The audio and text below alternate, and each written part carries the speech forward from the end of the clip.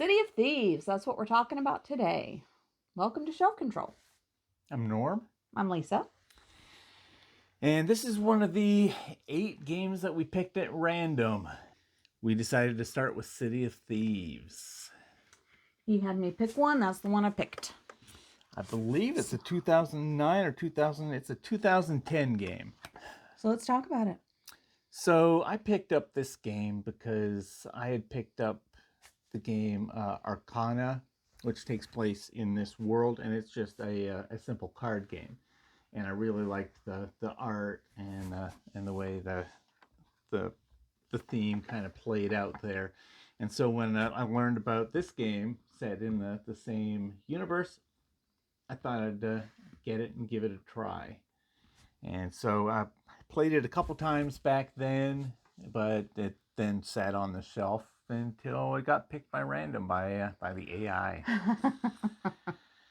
This is a game where each person, up to 4 players, has their own team of... No, I'm red. You're blue. Oh, let's bring mine over here.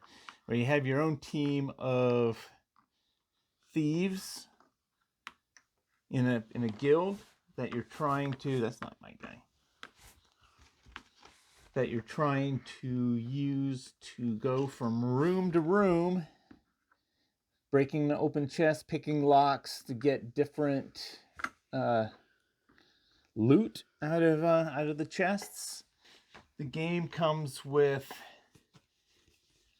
8 different scenarios, and so you'll pick one. They're double-sided, so there's the first one and the second, and they have different rules for setup, different rules for play, and so you can pick one of these, and it'll be a different game every time you play. Different henchmen that are part of it that are you can't instigate a fight with them, but they can instigate fights with you, and this is basically nobody controls these guys. At the beginning of your turn, the first thing you do is pick one of these militiamen. They're the guards that are trying to protect everything, and you roll 1 die, and that's how far they can move. I rolled a 1, so he can move out of that room following the arrows showing the door into the next space.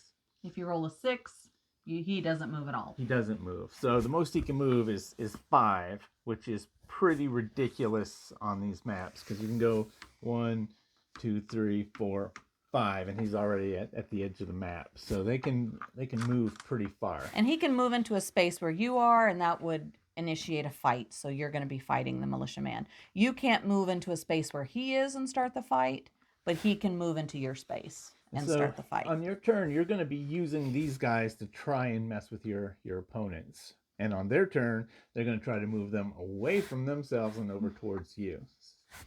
After that, you get 7 actions, and your main actions is you can use an action to move up to your movement value of your guy, which everybody's movement value is a 4.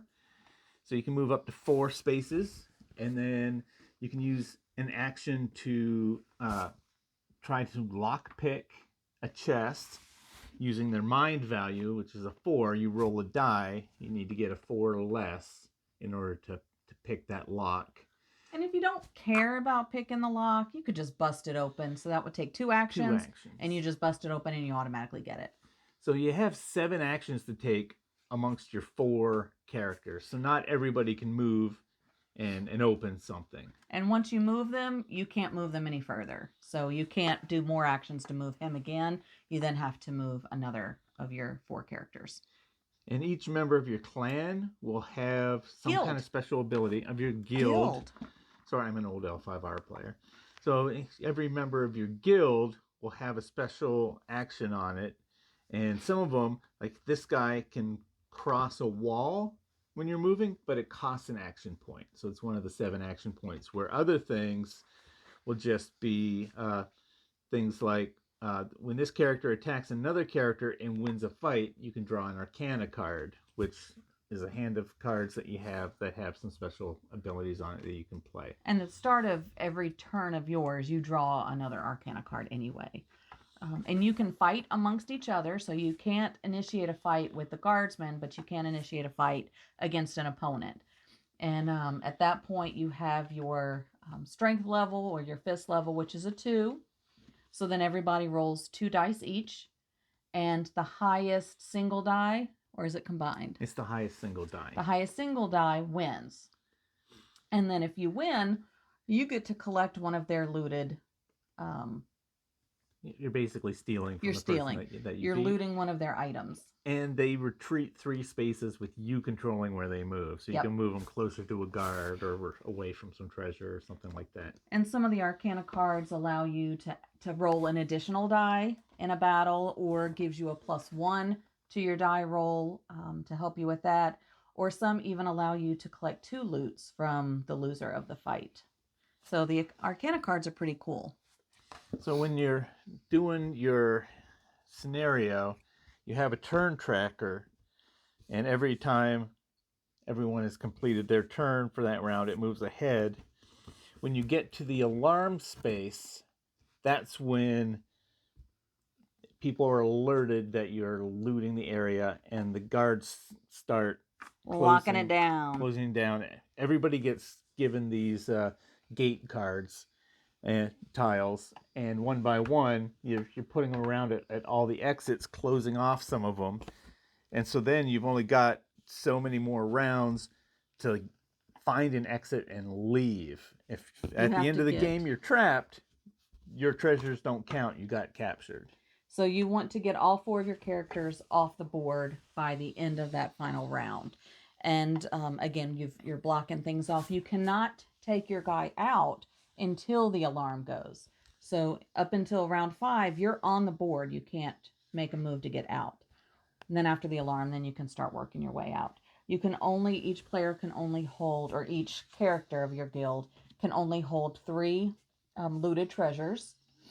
And so once they have 3, if they go to collect another one, they have to drop 1. They lose 1. So once your guy has 3, you're going to try to get him out as quick as possible.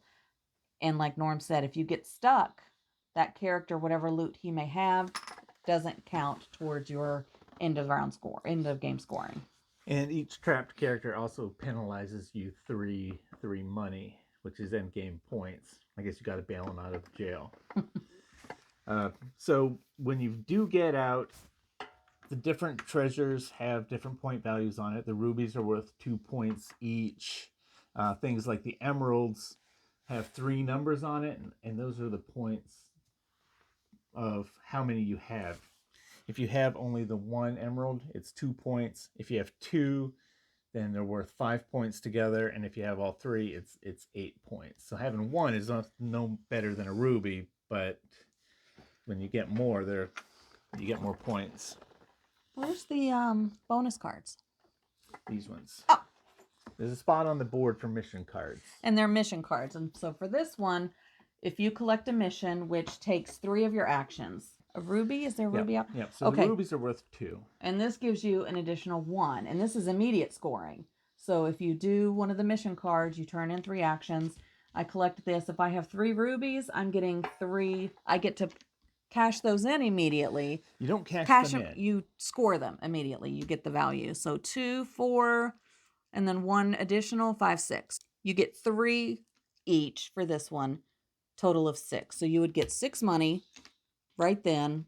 And then at the end of the game, if that person leaves the city with those same rubies, you score them again. So it's really good for you to try to get these missions completed if you've got those loots. So this one is a bracelet, and you get 2 points additional, or 2 money additional for every one that you have. Yeah, so the bracelets themselves are worth 2 or 5 or 8, depending on how many you have. So it benefits you to try to get as many of those as possible and complete the mission, because you get those coins immediately, and you get to score them if you leave with it. So the missions can get you a lot of points. And this mission card is for keys, and it's +0. But again, it's allowing you to get the money immediately for those instead of the end of the game. So even though it's a +0 additional, you're still going to get to score those right away. So that there's still the advantage of completing those missions.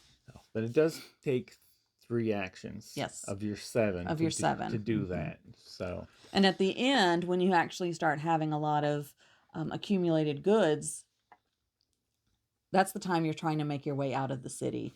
And people have strategically placed these barriers, so you're trying to get out certain places, and if all of your characters are down there, you may not be able to complete any missions because you're needing all of those movements to get your people out.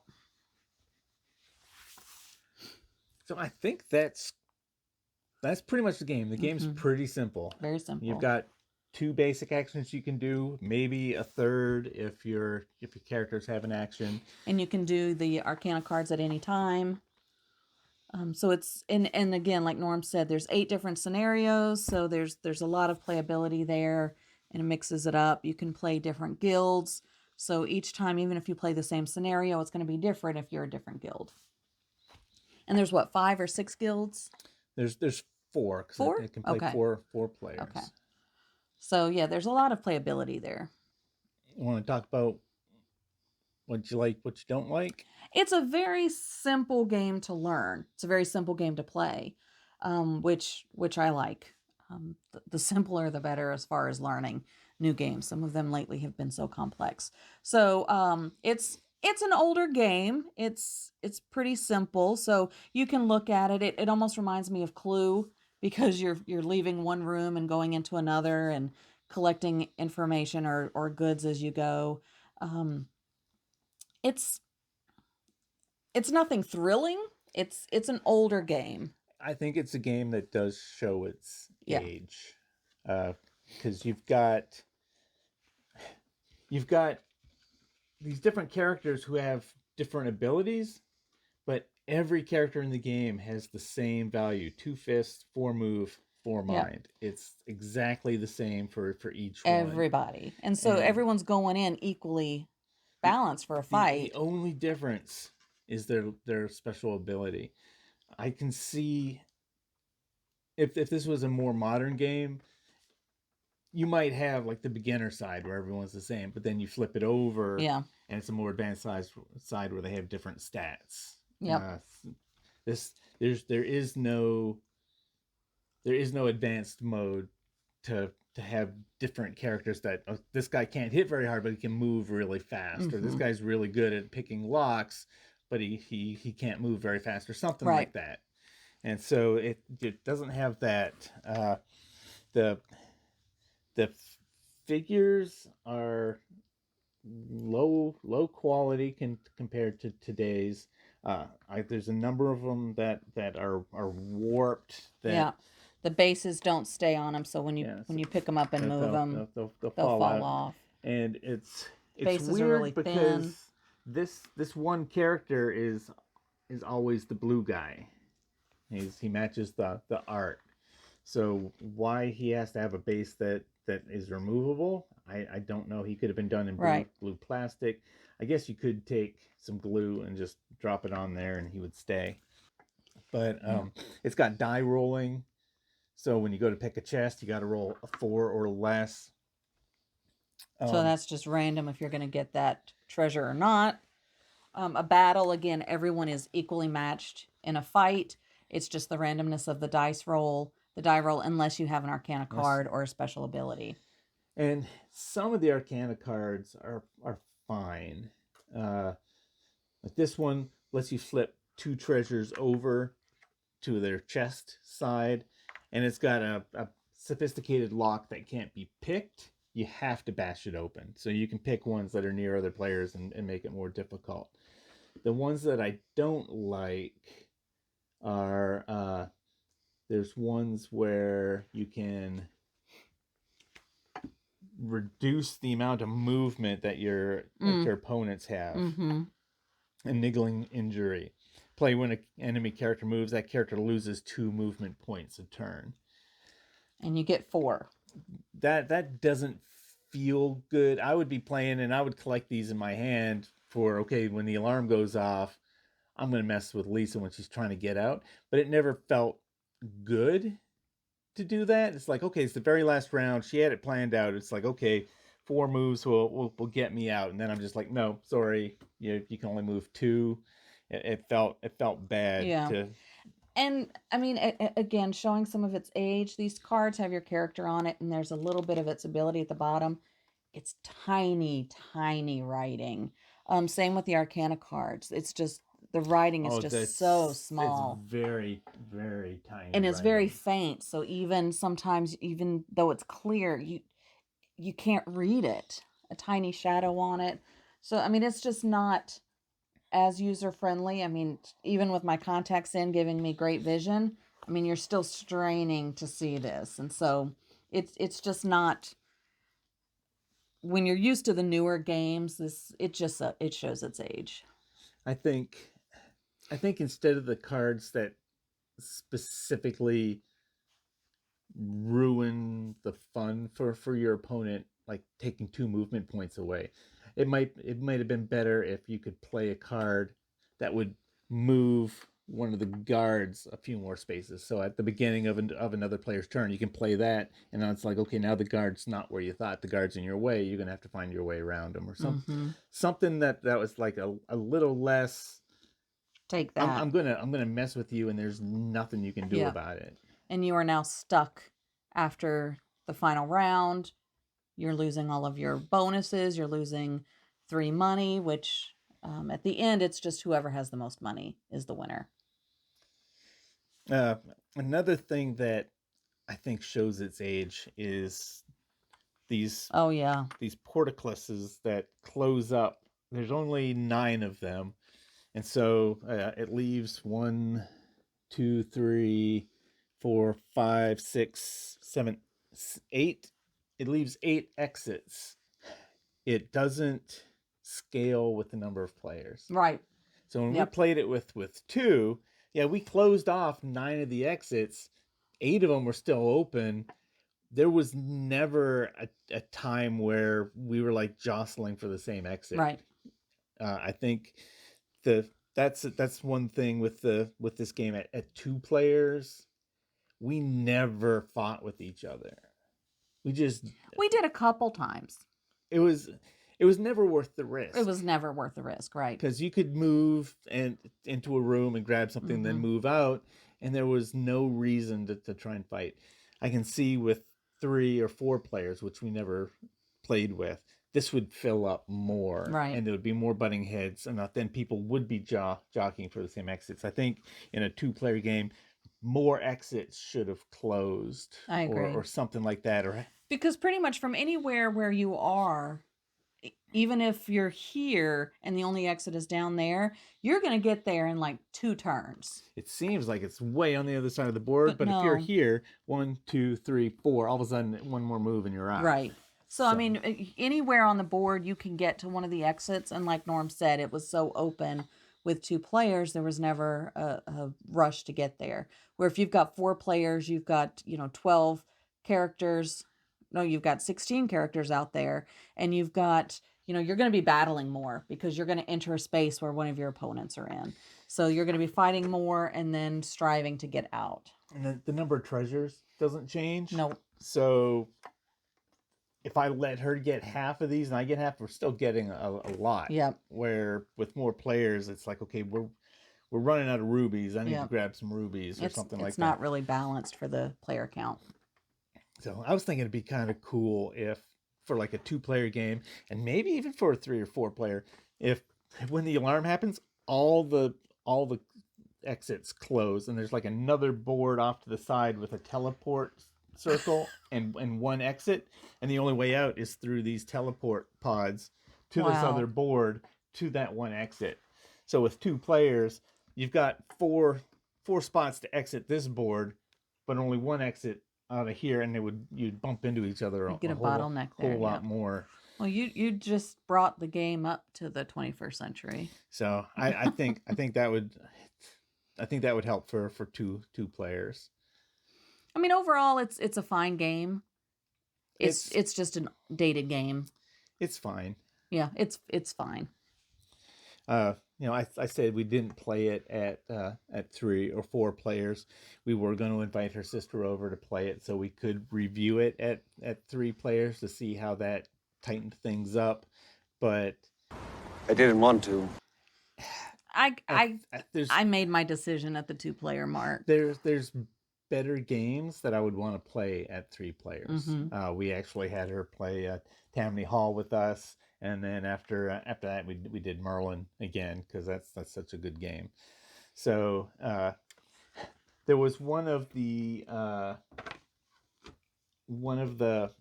scenarios that actually added some zombie tiles onto the board that did fill up the board more and gave you more of a feeling of what it might be like with another player because you were having to fight some zombies. But I think that scenario would probably be the better one to play with 2 players if you're playing with 2 because it does fill up the board more with obstacles. But so I think they've learned our decision. Yeah. I was like, oh, let's talk about what we like and what we don't like, and then we all just went into what we don't like. I mean, it's like Norm said, it's a fine game. It's fine. It could definitely use An update. An update. Less die rolls, better cards, more special abilities. There were abilities that maybe would come up in a 3 or 4 player game. I had a character whose ability was if I was standing next to somebody, I could swap places with that person and then take my turn. Big deal. But if I'm not standing next to somebody, that she's just a blank character. And again, you can move 4. You can move around them so easily. So yeah. Let's just go ahead and score it. Let's go with the rating. Yeah. I mean, I guess we still need to be fair and rate it. Yeah. I don't know. Out of the 1 to 7 for gameplay mechanics, rules, how well it plays. Okay, are we looking at this game from today's standpoint in comparison to games, or from when was it? 2000? It was 2010. 2010. 14 years ago. So many updates could be made to it. We're going by today's standards. Yeah, the cards writing is just too small. So out of 7, 5. 5? And that's generous, and I feel bad. I feel bad giving it such a low score because had we played this in 2010, maybe it would have been fine. But after playing all the games that I've played, 5. Yeah, I'm somewhere between a 5 and a 6. Oh.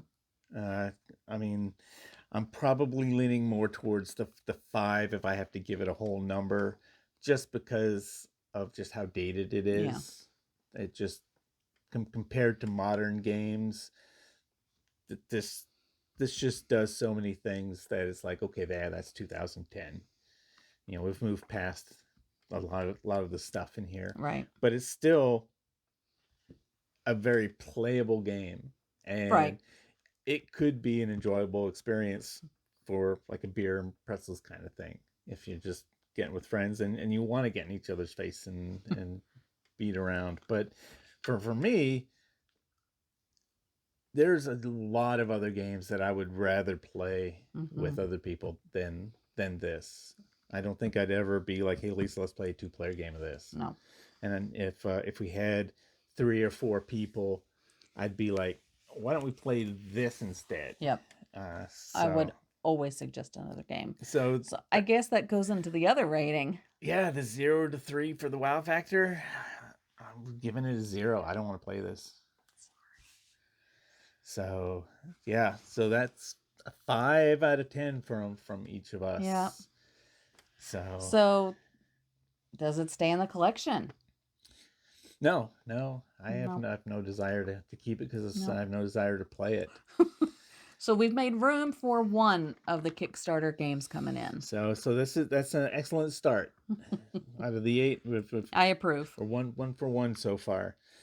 So we've played Tammany Hall a couple times. That's probably going to be our next review. I am really itching to play Fortune and Glory. I'm really itching to play Firefly. We're familiar with Cartographers and Sheriff of Nottingham. We might go ahead and do those reviews to knock them out while we're still playing and getting to know the other games. We're not going to play Thunderstone. We're going to play Thunderstone Quest. So we'll get into that. So, have you City of guys Thieves. played Cadwallon, City of Thieves? What are your thoughts? Did you have it back in the day and like it? Was it a good game back in the day? Because we can't say. I wasn't playing these type of board games back then. Were you? I was. I bought this. I bought this in 2010 probably. Oh. And even then, it kind of bounced Okay. for me. I've learned that the games with the different scenarios, I'm not super keen on this. I mean, Gloomhaven spoiled me on games with different scenarios. Yeah, these aren't a story that you're going through. You're just kind of like, oh, well, let's try playing this. We haven't Right. played this one before. Yeah. And so many times, like the few times I played it, I think I just did the first one because I introduced the game to people and it's like, all right, let's play the first scenario. And then a different group of people would come up and it'd be like, all right, let's do the first scenario as an introduction. And the game never struck us enough to be like, oh, okay, now that game's over, let's do 2. And to be fair, in our review, we played a few scenarios. We went through, I think, 4 of the 8 of them. And so we tried to give it a chance to see if any of these other scenarios opened up stuff, because some games, as the scenarios open up, they add new mechanics that help. And nothing was dynamic. So what do you think of it? Did you like the game? Do you think we're crazy? Do you agree with us? Do you considered buying it and we've now convinced you not to? They do have expansions for it. I looked it up on Board Game Geek just to see what had changed from 2010, and there are expansions for it. So if you can hunt those down, I don't know if they make them better, but like I say, every game is somebody's favorite. Yes. So if you like this game, I can totally understand why. It's just not for us. It's not for us. So hopefully with our description and our discussion about it, that has given you an idea of whether or not it'd be one for you. So if you like what we're doing, we still have 7 more games to go through in the random 8 that we picked. And then we'll see where we go from there. Like and subscribe. Follow us on Instagram. And we'll see you next time with Something. All right. Bye. Bye.